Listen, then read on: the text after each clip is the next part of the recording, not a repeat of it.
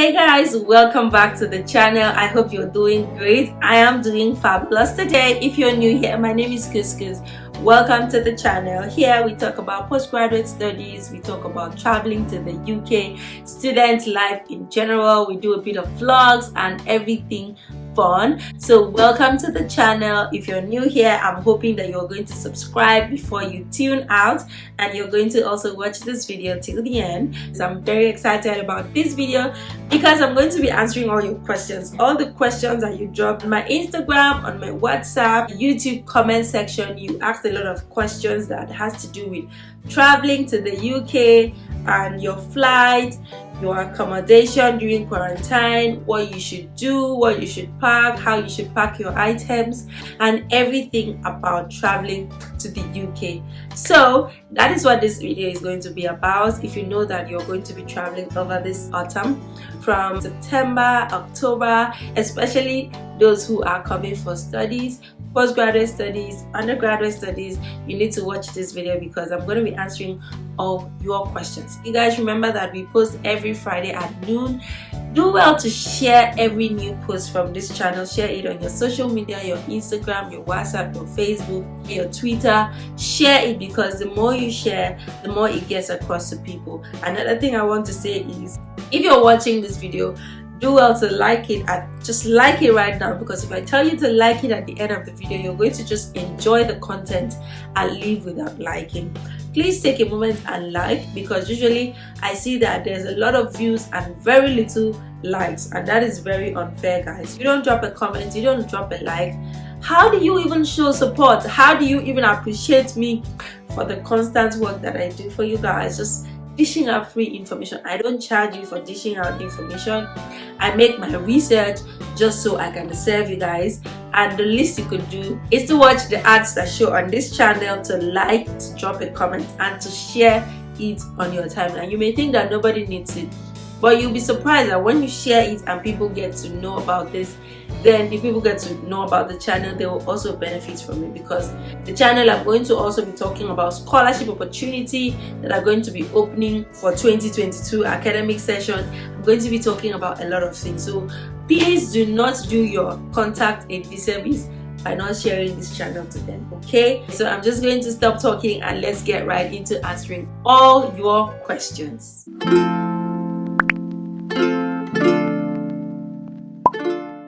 Okay, so I'm basically going to be answering questions that I have not addressed in previous videos. So what I did was, because I got a lot of questions, I could address them in some videos. I have talked about visa, I have talked about what you need to pack and things around that. So now in this video, I'm going to answer every other question that I haven't answered so far.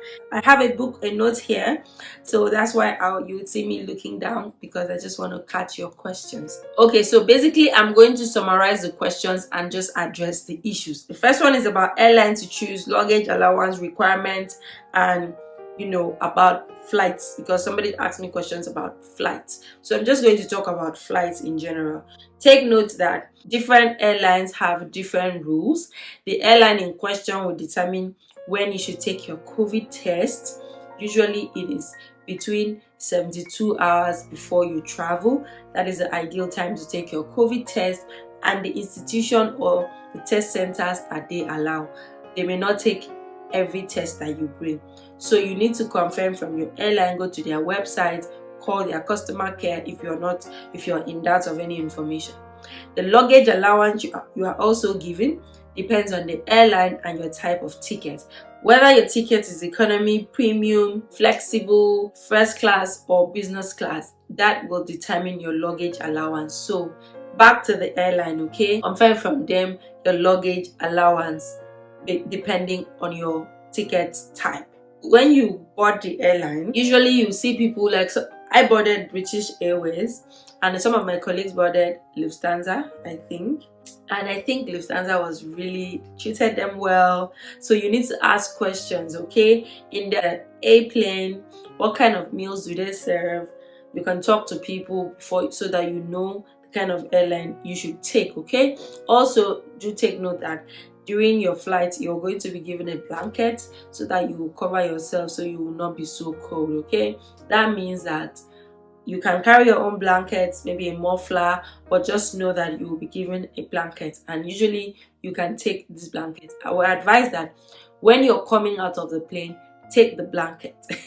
Guys, take the blanket, because the kind of cold that will be blowing you, especially if you're coming towards the end of September, all I can say is take the blanket and you will thank me later. People have asked me how much should they travel with, okay? The travel expenses and everything. You know, if you have watched my video on visa application, we have analyzed and broken down how much you need to spend on visa application and everything.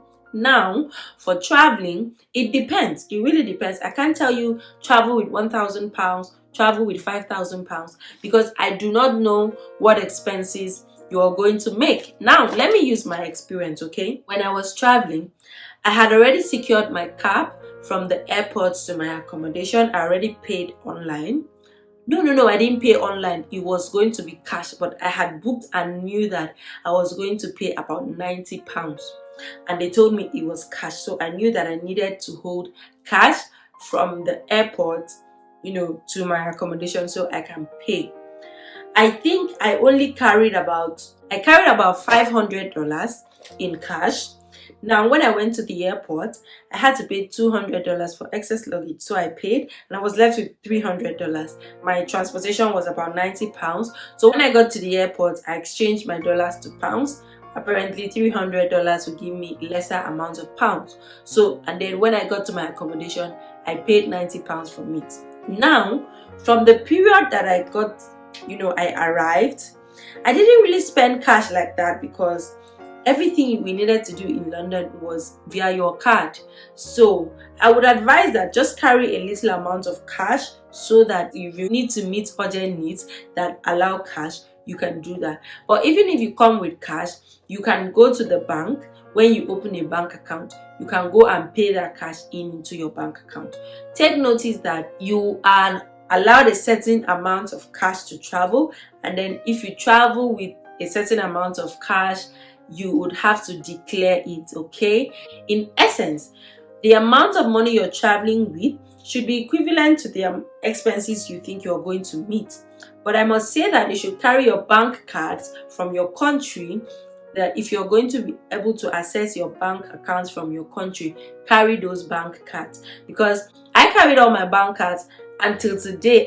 Sometimes I run out of money and I have to use a Nigerian card, especially because when you arrive, it will take some time before you open a bank account, and you will need to spend money, especially online, maybe shopping, going to stores. You will need your card. So another thing is, you can come with cash, because some supermarkets, some stores would allow you to pay with cash. Of course, they'll allow you to pay with cash.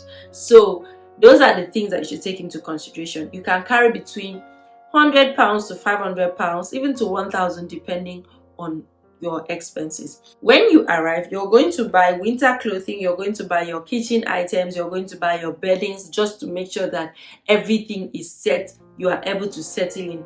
Those will cost you a lot of money, okay? Budget between £500 to £600 for settling in. You will need to come with that money, your arrival allowance. If you're a recipient of a scholarship, your scholarship organization will give you an arrival allowance. So as a Chevening scholar, I haven't spent so much of my money, but I have spent my money. Let me say that apart from the fact that I use my money to buy my laptop and my phone, cumulatively I have spent up to £1,000 of my money. So yes, you will need it. Sometimes you will spend more than your monthly stipend. Other times you will be able to save some money out of your stipend. So know yourself. How much do you spend? What kind of person are you? Are you a spender? What would be your needs? What needs would you be required to meet? That would determine how much you would need. But by all means, make sure that you have access to funds, because in this town, if you are broke, you may not have anybody to borrow you money. I'm just telling you ahead of time. And just mind the way you spend also. So when you're coming, I would advise you, if you're coming from Nigeria, depending on wherever you're coming from, but I think that if you are not coming from US, where you have dollars, then you have to change your local currency to dollars. So for me, I changed my naira to dollars some days before I traveled. So I left Nigeria with dollars. When I got to Heathrow, it was very easy for me to exchange my dollars to pounds. If I came with naira, what if they don't want to change naira from me? What if they don't want to get naira from me? What if they don't want to collect your local currency from you? So you have to be mindful and, just change it to dollars to save you so many stress. If you're not paying cash for your cab from the airport to your accommodation, you may not need to change your dollars at the airport, because the exchange rate at the airport is not favorable at all. So when you come into town, apart from the fact that you have to isolate, if you have cash and you want to change, you can change it in banks within the city. You can even change it in some stores. Okay, basically that is it about the money. I've already said you should take your bank cards because you need it. Take enough money to last you till your next income. That's what I said. Take enough money to last you till your next income. Okay, for instance, as a children's scholar, they are going to pay your arrival allowance and your first 2 months of stipend.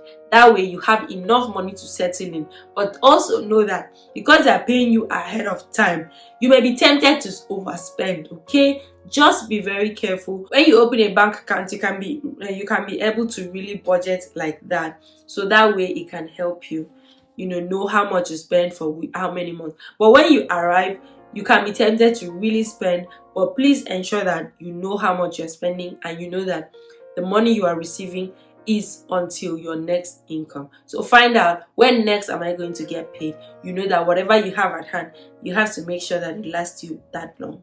So plan to never run out of money. If you know that the monthly, I have made a video about budgeting, so if you haven't seen that video, you need to go and see it. I said plan to never run out of money because there's no help here except you have family members that are going to be sending you money. So plan to have enough money, okay, so that you don't run out of money. Okay, with the video I made about cost of living in the UK and budgeting, it will help you to know how much you need. If you're a scholarship recipient, the amount they are going to give you, is it enough for your comfort? Are you going to be able to live conveniently with that amount? If yes, then you are good. If no, but I can say that as a children's scholar, my stipend is enough basically, except I want the months that I want to spend on a lot of personal items, then I can go into my bank card, my personal account to spend. But usually you can conveniently live on the stipend, except your accommodation takes like 70% of it. Then you know that that's ridiculous. So somebody asked me a question about traveling as a couple. I don't think that traveling as a couple is any different from traveling as an individual, but all you need to know is when it has to do with accommodation, you have to ensure that you let them know you are a couple and they allow couples, because there are some accommodations that say singles only, so you have to be sure that they allow couple. I think that's the only thing I can perhaps say. But if you're traveling as a couple, it's also going to help you because your luggage allowance, that's double. So everything is just going to be double, and double flight tickets, double everything, which is, I think, is more expensive. But I don't really know. If you have a specific question about traveling as a couple, drop it in the comment section and I'll answer that for you.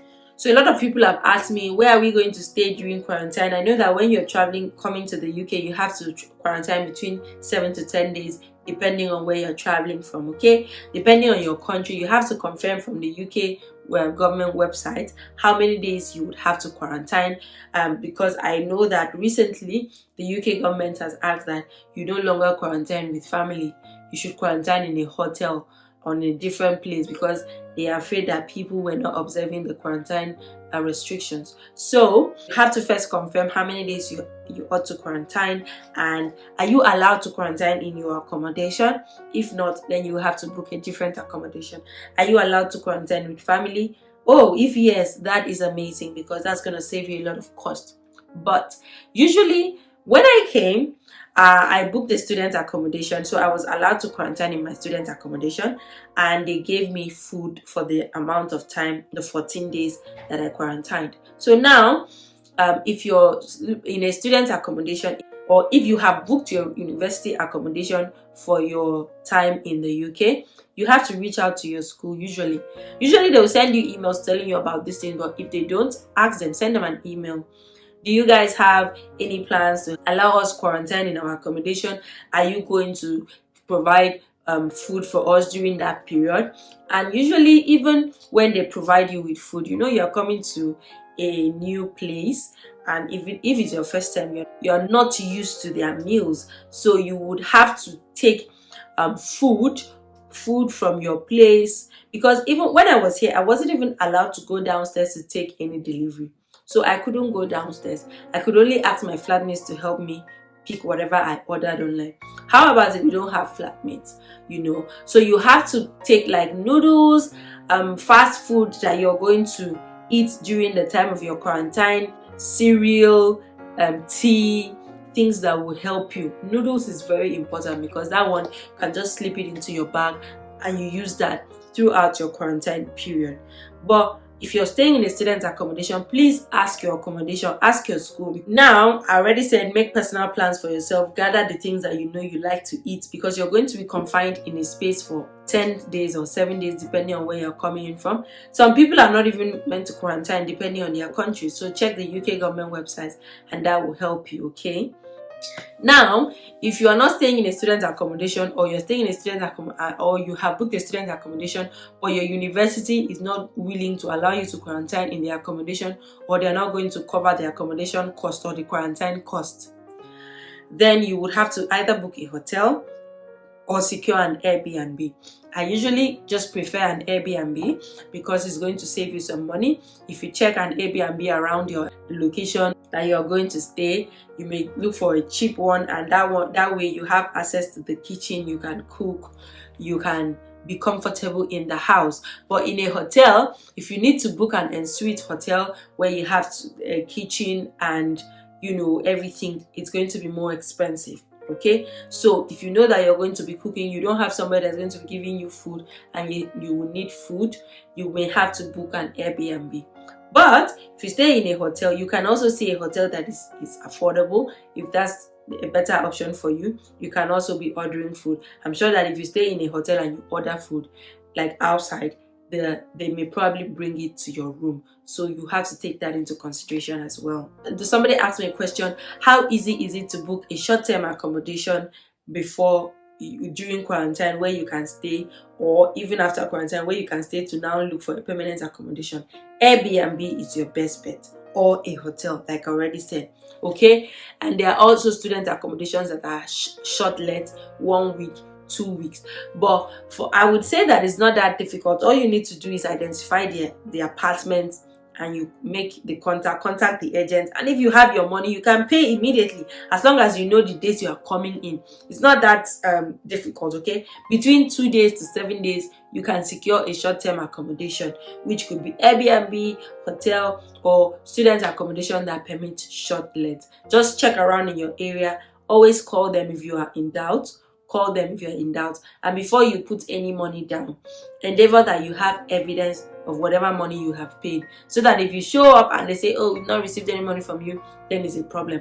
Also, ask the people in that city, do you know about this place? Have you used this website before? There are a lot of fraudulent websites out there, so you need to be very careful about where you drop your money. Okay, use popular student websites like maybe Unite Student, Amber Students. If you need a link to Amber Students, I will drop it. Let me know in the comment section. Ask, and I'll drop it in the comment section for you, where you can book your accommodations, short let accommodations and all. Okay, also Airbnb website is also your best friend. Make use of that.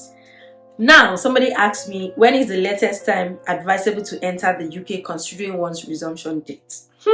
That question is very important, and my answer would be as early as possible. Okay, for instance, if your resumption date is 15th of September and you know that you have to quarantine between 7 to 10 days depending on your country you're coming from, you have to take that into consideration. It will be advisable for you to come in, quarantine, and finish, now settle in your accommodation before you resume school, because when you resume, things happen really fast. You're going to first start off with an induction, which may last between 1 to 2 weeks. After that, lectures, and then you also need to do your registration.